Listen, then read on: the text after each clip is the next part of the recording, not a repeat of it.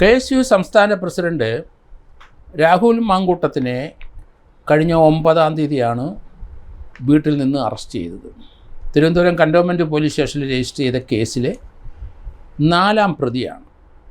1-ാം പ്രതി പ്രതിപക്ഷ നേതാവ് വി ഡി സതീശൻ, 2-ാം പ്രതി ഷാഫി പറമ്പിൽ, 3-ാം പ്രതി എം വിൻസെൻ്റ് MLA, മറ്റ് 3 പേരും MLAമാരാണ്.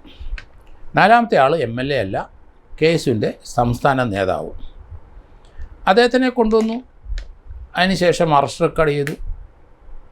അദ്ദേഹത്തിനെ Thiruvananthapuram judicial first class magistrate കോടതിയിൽ ഹാജരാക്കി. പോലീസിനെ ആക്രമിച്ചതുകൊണ്ട് പോലീസിൻ്റെ ഔദ്യോഗിക കൃത്യത്തിന് തടസ്സം വന്നതുകൊണ്ട് 353, 331 IPC പ്രകാരം ബാക്കി 143, 47 അങ്ങനെ ആയിരക്കണക്കിന് ആൾക്കാരുള്ളത്. എങ്കിലും ആ പ്രകടനത്തിന് നേതൃത്വം കൊടുക്കുകയും അത് വയലൻ്റ് ആവുകയും ആ സമയത്ത് രാഹുൽ മാങ്കൂട്ടത്തിൻ്റെ കയ്യിൽ ഒരു മരപ്പട്ടിക ഉണ്ടായിരുന്നു. അത് ദൃശ്യത്തിൽ കാണാം. എന്തായാലും സർക്കിൾ ഇൻസ്പെക്ടറെ ആരോ ഒരാളെ കൈ അടിച്ചോടിക്കുകയും ചെയ്തു എന്നാണ് പറയുന്നത്. എന്തായാലും അതുകൊണ്ട് 331 IPC കൂടെ ചേർത്തു. കാരണം കൈ ഒടിച്ചു കഴിഞ്ഞാൽ, ഗ്രീവിയസ് ഹർട്ട് വന്നു കഴിഞ്ഞാൽ സർക്കാരിൻ്റെ ഏത് ഉദ്യോഗസ്ഥനായാലും ശരി, പ്രത്യേകിച്ച് പോലീസുകാരുടെ ഔദ്യോഗിക കൃത്യനിർവഹണത്തിനിടയിൽ പ്രകടനക്കാർ അവരുടെ കൈ അടിച്ചോടിച്ചാൽ 333, ഔദ്യോഗിക കൃത്യത്തിന് തടസ്സം മറ്റ് ഉദ്യോഗസ്ഥന്മാർക്ക് സൃഷ്ടിച്ചെങ്കിലും 353 ഇന്ത്യൻ പീനൽ കോഡിൽ 2 വർഷത്തെ ശിക്ഷയുള്ളൂ. അതേസമയം 333 10 വർഷത്തെ ശിക്ഷയുടെ കാര്യമാണ് പറയുന്നത്. ജുഡീഷ്യൽ ഫസ്റ്റ് ക്ലാസ് മജിസ്ട്രേറ്റ് കോടതിയിൽ ഹാജരാക്കിയപ്പോൾ 3 വർഷം വരെ തടവുള്ളത് കേസിൽ ജുഡീഷ്യൽ ഫസ്റ്റ് ക്ലാസ് മജിസ്ട്രേറ്റിന് ജാമ്യം കൊടുക്കാം.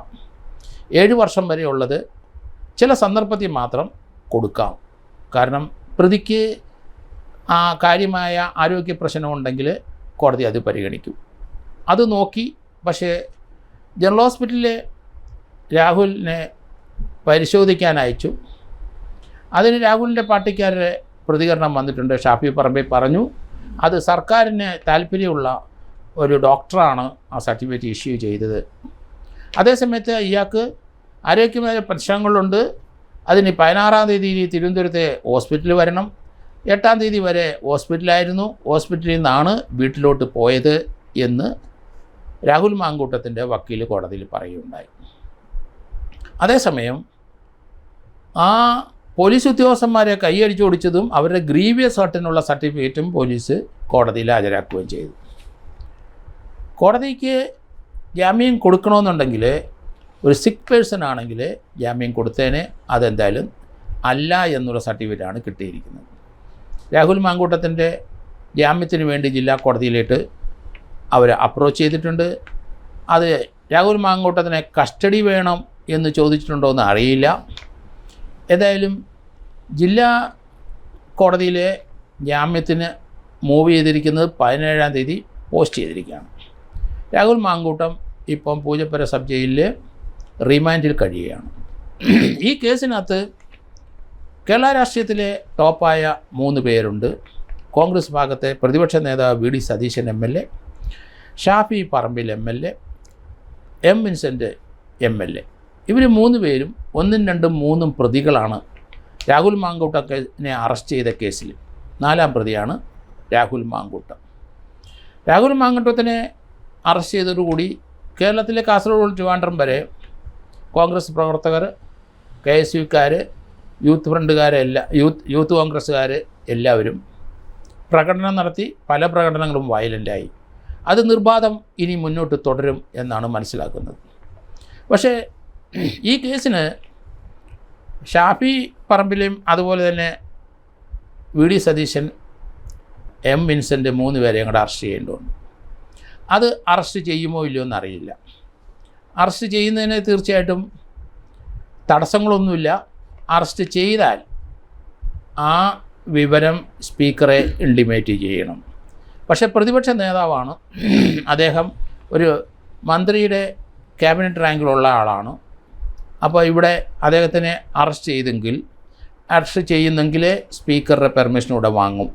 ഈ 3 MLA-മാരെ അറസ്റ്റ് ചെയ്യാൻ പോവുകയാണ്, അറസ്റ്റ് ചെയ്തേ പറ്റൂ എന്ന് പറഞ്ഞ് പോലീസ് സ്പീക്കർക്ക് ഒരു ലെറ്റർ കൊടുക്കാനുള്ള സാധ്യതയുണ്ട് അറസ്റ്റ് ചെയ്യുന്നെങ്കിൽ.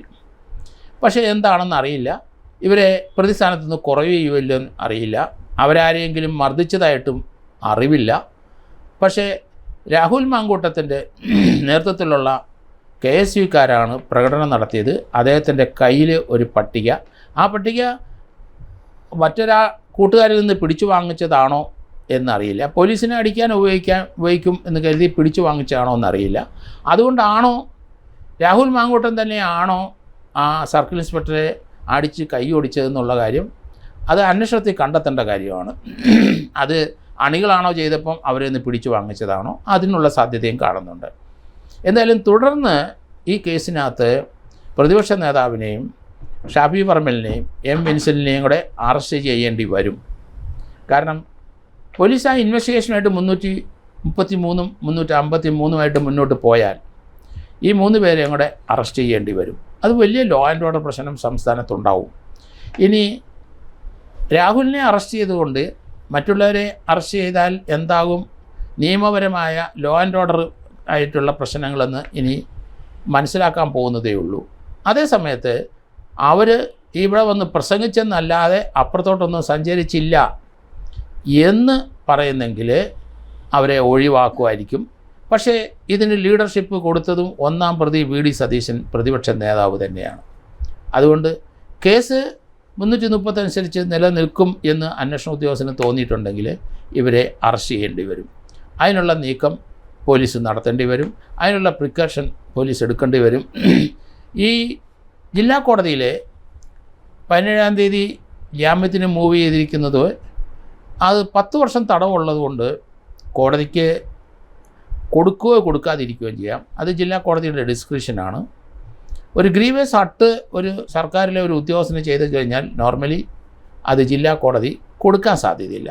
അങ്ങനെയെങ്കിൽ രാഹുൽ മാങ്കൂട്ടത്തിന് കേരള ഹൈക്കോടതിയിലേക്ക് തന്നെ പോകേണ്ടി വരും, അവിടെ അഫിഡവിറ്റ് കൊടുക്കേണ്ടി വരും.